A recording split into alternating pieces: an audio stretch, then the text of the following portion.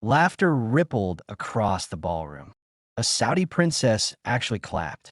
An American tech bro shouted, "Finally, some real entertainment." Someone started filming in portrait mode.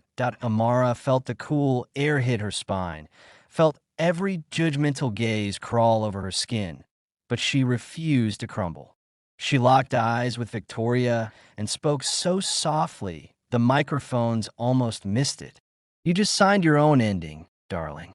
Security finally moved, but they were too late. The damage was done. The video was already uploading. Amara spotted a long white tablecloth on the dessert station, yanked it free, sent tears of macarons crashing, wrapped the cloth around herself like a toga, and walked. Not ran. Walked. Head high, shoulders back, heels clicking across marble while the laughter chased her all the way to the exit. The double doors closed behind her, and the sound finally stopped. I in the back of the Rolls-Royce Phantom. The driver asked no questions. Amara sat in darkness, clutching the tablecloth, and only then did the tears come. Silent at first, then violent, the kind that steal your breath and break your ribs from the inside. She dialed the one person who had never failed her. "Naomi," she choked out. "I'm booking the jet right now," her best friend said before Amara could finish. "London to Dubai. I'll be there by dawn." By midnight, the video had 40 million views. The caption read, "Billionaire's wife destroyed by side chick at Diamond Gala. Dress ripped." Comments poured in like acid. "About time someone put her in her place." "Girl thought she was untouchable, LMAO." "Black girls stay losing." At 3:17 a.m., Alexander Okoye finally saw it. He was in a hotel suite, still in his tuxedo, finishing a call with Tokyo when the clip autoplayed on his phone. The glass of whiskey slipped from his hand and shattered against Italian tile. He didn't call his driver. He took the Bugatti himself, broke every speed limit between the Burj Al Arab and Victoria's penthouse. When she opened the door wearing his diamonds and a victorious smile, he didn't raise his voice. He simply said, "Pack one bag. You have 5 minutes. After tonight, you will never speak my name again." Victoria laughed, actually laughed, until she saw his eyes. Something in them made her go quiet. She was on the street in a silk robe. 20 minutes later, diamonds returned, key card deactivated, bank account frozen. Alexander drove home through empty streets, rehearsing apologies, promises, anything that might fix what he had just watched happen to the love of his life. He ran through the marble foyer, calling her name. No answer. The bedroom was dark. Half her wardrobe was gone. The walk-in closet looked like a crime scene of missing hangers that on the kitchen island. Under the spotlight of a single pendant lamp lay a cream envelope with his name written in her perfect architect's handwriting. Inside, one sheet of paper, 3 lines. "You were on the phone while the world laughed at me, Bear, that I deserve someone who drops everything when I break that. Do not look for me." He read it once, twice, then dropped his knees right there on the cold floor, still clutching the note against his chest. The strongest man in the room 6 hours ago was now shaking so hard the paper rattled. Tears fell onto Italian marble and made tiny dark coins. Upstairs, the nursery they had decorated together, soft gray walls, gold stars on the ceiling, a crib that had never been used, stood empty. On the dresser sat the sonogram photo she was supposed to reveal tonight, now abandoned under a layer of dust. Alexander stayed on his knees until sunrise painted the room gold. He didn't move when the staff arrived. He didn't answer calls. He just stared at the note until the words blurred. Somewhere across the world, Amara was already on a private jet, tablecloth swapped for cashmere, tears dried, jaw set. The flight attendant asked if she needed anything. Amara looked out at the clouds and answered, "A new beginning." The plane turned east, toward Nigeria, toward home, toward whatever came after the night. The entire world watched her dress get ripped and thought that was the end of her story.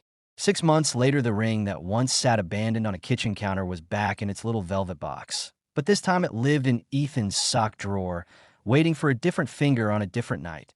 Sophia had vanished into a new city, new job, new short haircut that made her look like she'd been reborn.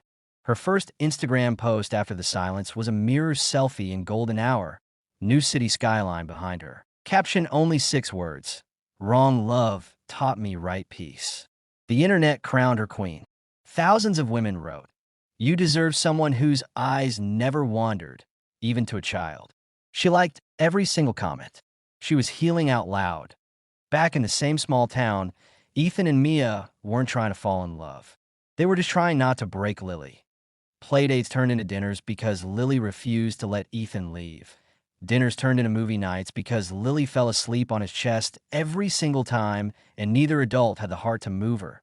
Movie nights turned into 2 a.m. talks on the porch after Lily was finally in bed, both of them whispering so the monitors wouldn't pick it up. One night, Mia said, voice barely there, "Do you know I've loved you since the day you spent 3 hours teaching a 1-year-old how to blow dandelions without spitting?"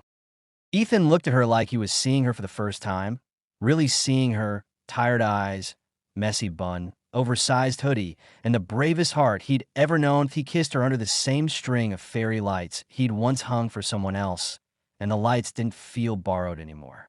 They felt like coming home. Lily caught them the very next morning.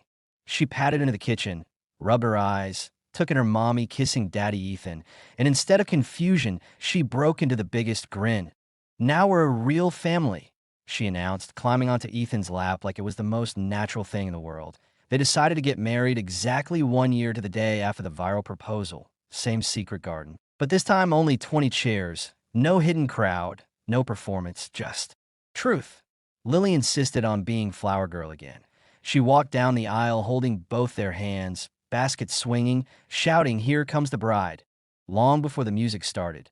When the officiant asked, "Who gives this woman to be married?" Lily let go of their hands, put hers on her hips, and declared, "Me. I do it. I give mommy to Daddy Ethan forever." Half the guests ugly cried. The other half laughed so hard they couldn't breathe that Ethan's vows were simple. "I used to think love was a grand gesture on one knee with a perfect ring. Turns out love is a 2-year-old who runs to you when she's scared of thunder, and a woman strong enough to raise her alone, but brave enough to let someone stay. Mia, Lily, you didn't wait for me to get it right. You just kept loving me until I did that. I choose you both every single morning for the rest of my mornings." Mia's voice cracked from the first word. "I spent years thinking family meant doing it by myself, so no one could leave. You showed me family means showing up even when you're terrified someone will die. I love you for the man you are and the father you already became before you even knew you were allowed to be." They slid simple gold bands on. No diamonds this time, just promises that fit. Then Ethan did something no one expected. He dropped to one knee again. This time in front of Lily, he pulled a cherry ring pop from his pocket, the big fake gems sparkling under the lights. "Miss Lily Rose, you stole my yes once upon a time. Now I'm asking, will you let me be your daddy for all the forevers?" Lily screamed yes, so loud the birds flew up again.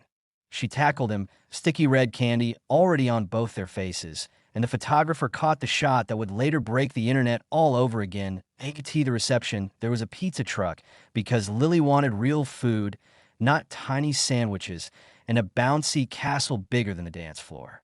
Kids and grown-ups took turns flying through the air while fairy lights blinked above them like slow-motion stars. And then the garden gate opened and Sophia walked in. She wore a simple green dress, hair still short, smile calm and real. She found Ethan first, hugged him without hesitation. "I came to give this back," she said, pressing the original diamond into his palm. "It was never mine to keep, but it did its job. It pointed you to your real life." Ethan started to apologize again. She stopped him. "Don't. You didn't break me. You freed me. That I'm dating someone now who looks at me like you look at them. That we both won." Mia walked over, eyes unsure. Sophia pulled her into the tightest hug. "Thank you for raising the strongest little girl I've ever met." She saved him for you. Years rolled by soft and loud all at once. Lily turned 6, lost 3 teeth, learned to read, still called Ethan Daddy, like it was the only name he'd ever had a baby brother arrive with Mia's dark hair and Ethan's smile. They named him Leo because Lily insisted he roars like a lion. Listen, one random Tuesday evening, same backyard, same swing, Ethan pushed Lily higher while Leo napped in the shade. Lily kicked her legs and yelled, "Higher, Daddy, to the moon." Ethan laughed and pushed, heart so full it hurt. From the porch, Mia watched them, one hand on her sleeping son, other hand on her own rounding belly, because number 3 was already on the way. And if you stood very still, you could almost hear a tiny 2-year-old voice on the wind saying, "I told you I'd marry you forever, ever, ever." Because sometimes the greatest love stories don't start with a perfect proposal. They start with a little girl in a white dress who loved a man so fiercely that she accidentally dragged everyone exactly where they were always meant to be. She didn't steal the groom. She delivered him home.